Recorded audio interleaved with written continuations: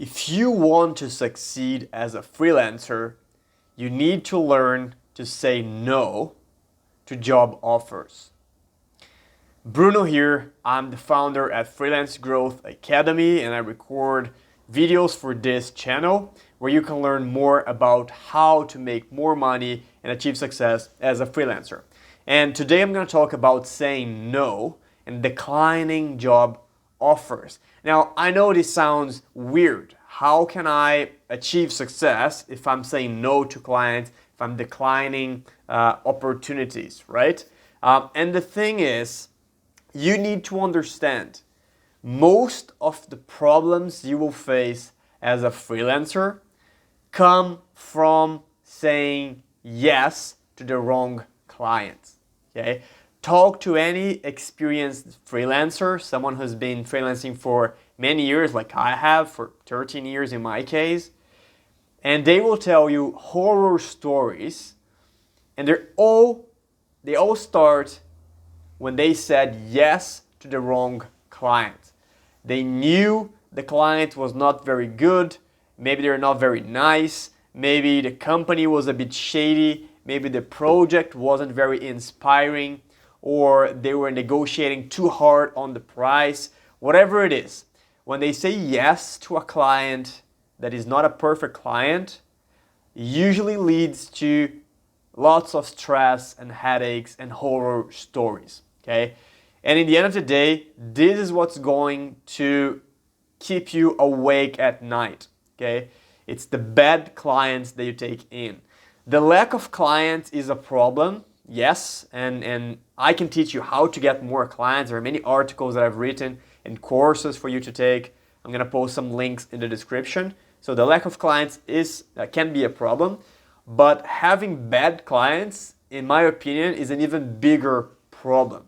Because once you take in a client, a bad client, you need to deliver the work, right? You can't just quit. Because if you quit, what happens is they start saying bad things about you. They ruin your reputation. You can get into problems, like legal problems, depending on what the agreements are in the contract. So, I mean, this can be very costly to you. It can be a lot of headache. And if you're using platforms like UPWORK, where clients can leave a review, this is how you get bad reviews. Okay, you take in a bad client, a client that is not very good for you, and you do an okay job just because you're not very inspired and the client's not very clear on their requirements, or the client's just not a nice person overall, and they leave you a bad review. And these bad reviews can ruin your reputation on Upwork, and it's very, very hard for you to land clients after you have some negative reviews. Just one negative reviews and many positive reviews, that's okay, happens to everyone. But if you have a couple of negative reviews, it's going to get very hard for you to land new clients. So what you have to do is say no to every client when you feel that the work is not inspiring, the pay is not good, and or the client is just not a nice person. Okay, so there are some people you can feel they're not very nice to work with. Say no. Okay, don't think, oh, but the money is good, but it's gonna be a quick job, whatever. Just say no. Okay, just get rid of the client immediately before you even take them in. Otherwise, it will be horror stories for you. Okay, I can guarantee that. I've been there before. I don't recommend that to anyone. Okay, I don't wish that on my worst enemy. But I know what you're thinking, right? If you have no clients and you have to pay the bills, your money's tight, you're tempted to say yes to every client, right? Whatever client comes your way, you just want to say yes, start working, and make some money and pay your bills, right? And that's where the problem begins, okay? When you have no clients, you have no work, and you need the money, and you just say, okay, I'm gonna say yes to this client. I know it's not a good client, but it's just this one, okay? Just need to pay the bills this month, just need to pay the rent, and then next one will be better, okay? But what happens is, when you take a bad client, okay, and there are some freelancers who call them PITA clients, paying in the ass, P-I-T-A. beta clients. When you take one of those in, they start taking up all of your time, all of your energy. The work is not inspiring and they're not paying you very well. And what happens is you're now involved in this project and you have no time to prospect new, better clients. You have no energy to do it because the work you're doing is uninspiring. When you finish work, you just want to sit in the couch and watch Netflix because you're not inspired to go and search for more work, and the money is not good. So you need to work long hours for this bad client. And then you get into this downward spiral because you need money, so you take in some bad clients, and then you have no time, no energy, and you need to take some other bad clients because that's all you can take.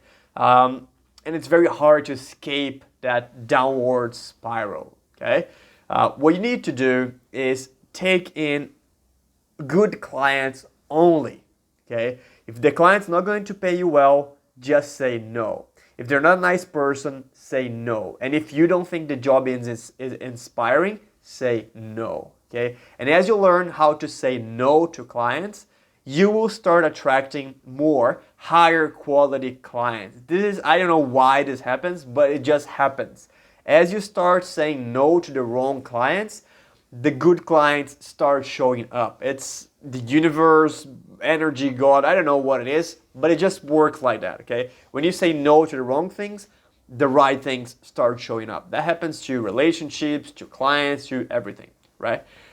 So what I recommend you do is start thinking about the ideal client for you. What is the type of client that you want to attract?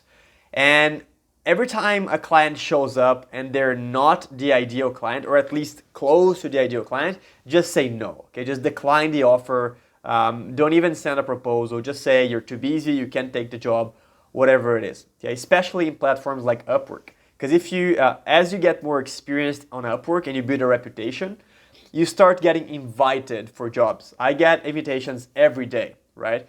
And I say no to 95% of them. Like every 20 invitations, maybe I take one client. I don't know if that's 95%, but whatever, you get the idea. The reason I do this is because I only work with great clients who are going to pay me a lot of money, and the work is inspiring, and they're nice people to work with. Because then all I get is 5-star reviews because I'm doing the best work I can, because I'm inspired, I'm getting paid well, and everything works well. And these are great clients, so I want to keep working with them so they become long-term clients. So it's perfect, right? It's an upward spiral of virtue where it's getting better and better and better. And they're referring their colleagues, so you get more good clients. And this is very good. And I would say the only challenge is if you can't get any clients. And then whatever comes up, you just want to say yes. So if you're in that situation, I'm going to post a link to an article here about how to get your first couple of clients on Upwork, right? Because that's a platform that I use. I think it's great for freelancers. So if you're in that situation where you just don't have any clients, you're in famine, needing clients, check the article below. It's just a free article you can read. No signups, no opt-ins, whatever. Just read the article. And I think there's a link to a video also in that article. Watch the video and learn how to get clients. And once you learn how to get clients, only say yes to the right clients and say no to everyone else. And I promise that's going to be great for your freelancing career. That's it. See you in the next video.